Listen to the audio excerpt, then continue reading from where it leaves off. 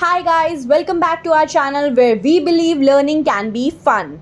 Today we have an exciting lineup of activities that will engage your child's mind and spark their curiosity.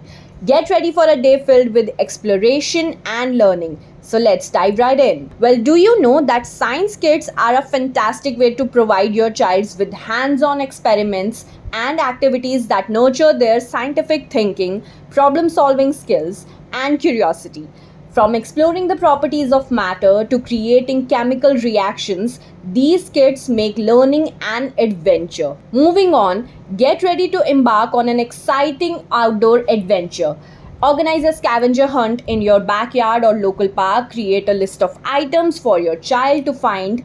Encourage observations, critical thinking, and problem solving skills. It is a fantastic way to explore nature and playfully engage their mind. So, now let's dive into the world of words.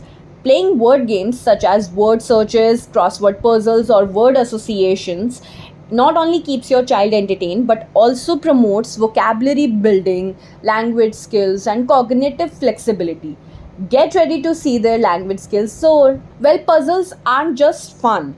They also enhance your child's spatial awareness, pattern recognition, and visual spatial reasoning.